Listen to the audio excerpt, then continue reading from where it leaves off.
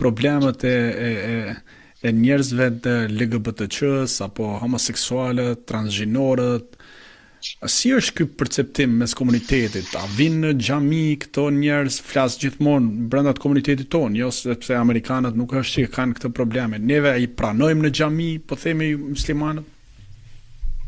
Tani Nuk i them për provokim, i them për efektin që kur i shoh në Boston për shembull, thuaj se shumica e kishave kanë vendos flamurin e LGBTQ, po themi atë simbolin e tyre. Për këtë e kam më shumë. Me thënë drejtën, historia islame ka një trajtim shumë delikat me komunitetin që ju përmendët, dhe në asnjë pjesë të historisë islame, përsa kohë që njeriu ka ato zgjedhjet e veta, çdo kush, kjo është një zgjedhje private, pra për zgjedhja seksuale e një individi, cila do qoftë ajo, edhe për të martuarin, edhe për të beqarin, edhe për atë që është heteroseksual, po edhe për atë që është homoseksual, në asnjë lloj skenari, kjo nuk është një çështje që gjatë historisë islame ti e ke shpallur apo ke fol gjatë për të. Qendrore është që marrëdhëniet intime në islam bëhen pas lidhjes së kurorës mes një mashkulli dhe një femre, dhe çdo lloj relate intime përveç saj është gjunaf në konceptin e islamit, dhe kjo është mes teje dhe Zotit.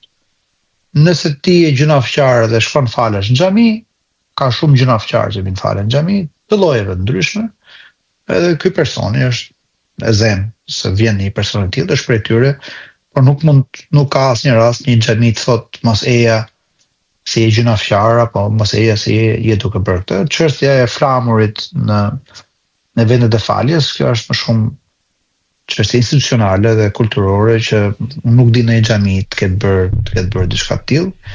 Ka kisha që kundërshtojnë këtë vepër, ka kisha që mbështesin, mbetet më shumë çështje politike dhe institucionale, por për sa për këtë individit në islam, shtëpia e Zotit është e hapur për çdo person. Nga ana tjetër, kur vjen në xhami ne i këshillojmë njerëzve që i themi që martesa është prej traditave të Zotit, martohuni, ndiqeni traditën e Zotit, bëni kalamaj, ndërtoni familjen, ruajeni shoqërinë. Këto janë prej veprave që do i shpëtojnë juve, do shpëtojnë edhe brezat më pashëm, e më vonshëm. Individualisht se çfarë bën një person nuk është në çështjen tonë.